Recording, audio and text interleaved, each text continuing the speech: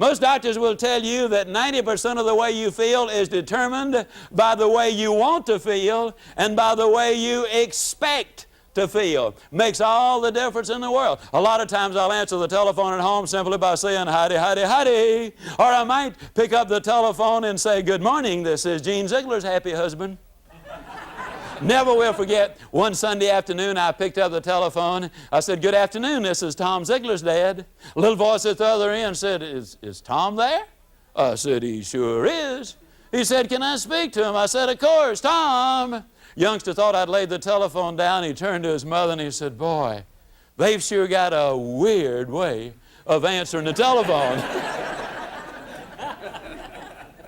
But I noticed for the next 60 to 90 days, every time I pulled my car in the driveway, about 2 minutes later the telephone was ringing, and I loved to answer the telephone. Little Sam Wing from down the street would be at the other end, and I'd give it one of the little ditties, you know, and old Sam would say, is Tom there? Is Tom there? He didn't want to talk to Tom. He wanted to hear me answer the telephone. You might say, okay, Ziglar, so what? Here's the so what. I can tell you this with as much certainty as I can tell you anything about the game of life. When your child is between the ages of 9 and 15, when they're undergoing more physiological and psychological changes than at any other time in their entire lifetime, when they always change school once and oftentimes twice, when they're subjected to the morality of the media, the morality of the TV, and the morality of their peer group, and the morality of the family, and the morality of the church, often in conflict, when they so desperately need a mother and or a daddy to put their arms around them and tell them they love them and spend time with them, the average American parent, according to the National PTA and the University of Pennsylvania, is spending 7.5 minutes a week talking to their children. Now, I'm not talking about eating with them. I'm not talking about watching television with them. I'm talking about talking to those kids. We discovered that if we created an environment of excitement and happiness and love, that the neighborhood kids would come to our house to see our son and our daughters. And I'd rather have 19 of them in my den and me know everything that's going on than to have my children in somebody else's home where I did not know what was going on. And I stress this in the Born to Win program for the very simple reason that your relationship with your mate and with your children has a direct bearing on your future and on your career. They're all tied together. Man is physical and he is mental and he is spiritual. And unless we deal with the whole ball of wax, we're going to miss out on some critical parts and we're going to be hurting somewhere. The simple process of answering the telephone does make a difference. And then the way you greet people in person. Have you ever noticed the critically negative way a lot of people exchange greetings? How you doing? I'm surviving. How you doing? Fine since it's Friday. How you doing? Not too bad. Whatever in the world that is. How you doing? Great since I'm on vacation. How you doing? Well, since I get off in 45 minutes, fantastic. Or as my friend Roy Hatton, who also does a lot of speaking, says, when somebody asks, how you doing, don't you love it when they pull themselves up to their full height and say, well, under the circumstances. You know.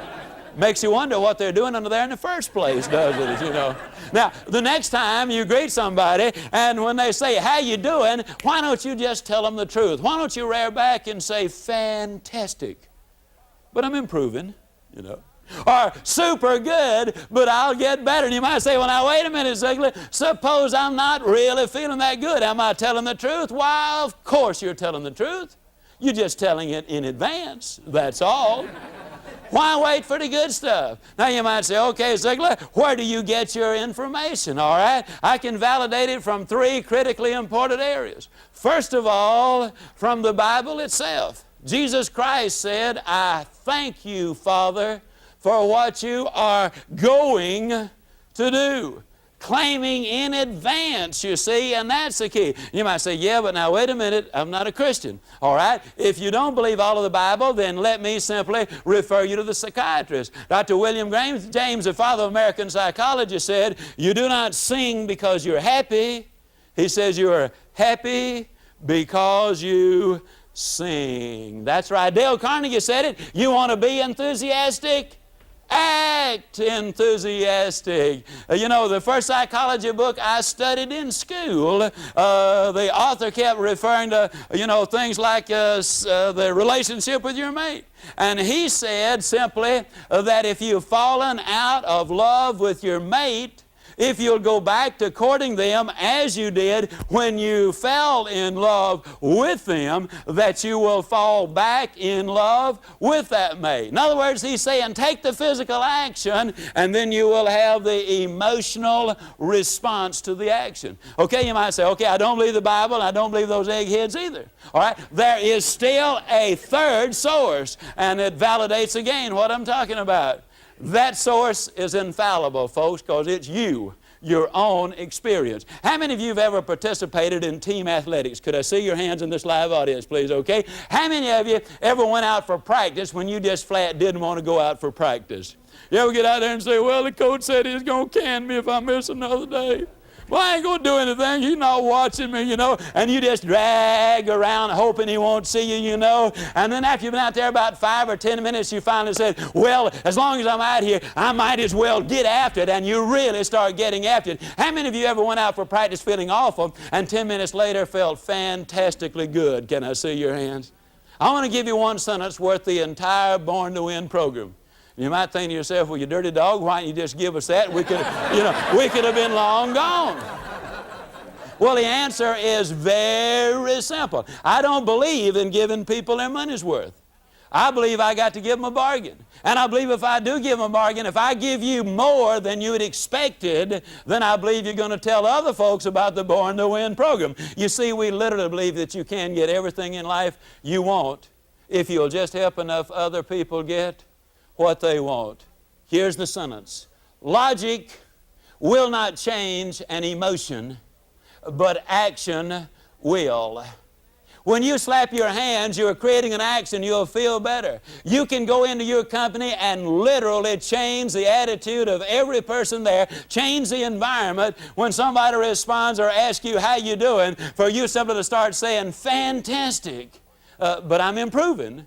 Or super good, but I'll get better. It is more catching than the flu, the mumps, or the measles all put together. I mean, it really is. Change the way you greet people. And then when you part company with somebody, instead of saying so long, or see you around, or have a good day, that's not too bad. But when you start part company, why don't you look them dead center and say, well, I'll see you at the top. Now, you see, that is far, far more positive. So step number 3, change the way you greet people. Step number 4 to build a winning attitude is you need to set your gyroscope. Now, I don't know how many of you were around to watch Candid Camera. This might have been 25 years ago. It was the original Candid Camera. Never will forget, Dorothy Collins, I believe it was on this particular episode. She had been one of the hit parade singers, and she was standing out in the hallway of an office building, and she had a suitcase there, and the suitcase had a gyroscope in it. And the gyroscope was set to go straight ahead. And Dorothy would be standing there, and some dude would be walking down the hallway, and she'd say, sir, would you mind taking my suitcase into my office? It's a little heavy. And the old boy would grin, and he'd reach down, and he'd say, certainly. And he'd pick it up, and he'd start walking this way. And he'd try to turn left, and he can turn left all he wants to, but that gyroscope is going to resist any turn. It's going to go straight ahead. Now, I mention that because, you see, in every creature on the face of this earth, there is a built-in gyroscope. The young duck is going to fly south even if there is not another young duck anywhere in sight, because God built into that duck the law of self-preservation is going to go south. The young squirrel, even if no other squirrels around, will store nuts for the winter. That law of self-preservation is there. Now, man, too, has a built-in gyroscope, but we have complete control of our gyroscope. We were given minds to think with and to use. You go to the lake shore or the seashore, and you watch sailing boats out there. They're going in 300 different directions, but wait a minute, the wind is blowing only in one. But on the boat there's a human being, and the human being has set the sail, and it's the set of the sail that determines the direction of the boat. Not the way the wind is blowing, but the way the sail is set. You see, the wind is not going to always blow in your direction. But if you set your sails right, in this case I'm calling it a gyroscope, you can keep your life in all phases of it going in the right direction. Please don't misunderstand. That's not saying that you never have your difficulties, but you already know how to get up when you have those difficulties. This is simply building that reserve which gives you that winning attitude. You set your gyroscope by doing this. The next time the telephone rings and you get involved in a long conversation, and you know how some people doodle. They'll sit there and draw a little circle, you know, then they'll put a triangle in the circle, then a rectangle in the triangle in the circle, and a square in the rectangle in the triangle in the circle, and then they'll start their fancy shading, you know, and some of them get pretty good at it. Why, they even sign it so that in case somebody comes along and discovers it, you know, maybe they'll get a high price for it. Let me ask you a question. What is the going price of doodles in your hometown? Now that's what I call doodling according to Hall. Now if you want to set your gyroscope, you got to doodle according to Ziglar. And the doodle according to Ziglar is simply this. When you get on that long conversation, just start writing down, I can, I can, I can, I can, over and over. I can lose 37 pounds. I can get along with my mate. I can raise positive children. I can quit smoking. I can quit drinking. I can get the promotion. I can make more sales. Write down whatever it is. Write it and write it and write it and reinforce it. You are setting your gyroscope. And down at the bottom, write the final thing, and I will. Step number 5, if you want to build a solid attitude foundation, you need to feed your mind. Interestingly enough, I have never yet had anybody say, you know, I'm about to starve. I just don't know what I'm going to do about it. Do you have any suggestions? It's amazing, isn't it, that when we're hungry physically, we know that we got to go get something to eat. And yet I see people who are attitudinal-wise starving to death. Emotionally, they're starving to death, and they don't have any earthly idea about what to do about it. I'm going to even point this out there. Many times I have seen people, you know, and they'd say, well, you know, I was so busy yesterday, I didn't even have time to eat lunch. I said, man, pay attention. I said I didn't even have time to eat lunch. I mean, it's a big deal. And when I ask them, when is the last time you ate a good, solid, mental meal? They say, huh? You see, I fervently believe that if you'll feed your mind as often as you do your stomach, then you'll never have to worry about feeding your stomach or a roof over your head or clothes on your back or anything else. Now the question is, who deliberately selects the proper material to put in your mind? Who are some of the people who are doing the things I'm talking about? Well, let me give you a list which I think is pretty impressive. Mary Kay Ash of Mary Kay Cosmetics told me that she never cranks a car until after she's cranked up her cassette recording of motivational material. W. Clement Stone, worth in excess of $500 million, told me that he listens every day to motivational recordings. H.L. Hunt, till after he was 80 years old before his death, listened every day to motivational recordings. Wallace Johnson, co-founder of Holiday Inns, told me he listens every day and reads at least 3 good books a month. Alan Bean, one of the astronauts who walked on the moon, told me that when they were on their way to the moon and on the space platform going around the earth those 59 days, they were listening to motivational recordings. I'm delighted to be able to say to you that at least some of the recordings they were listening to were fantastic. You need to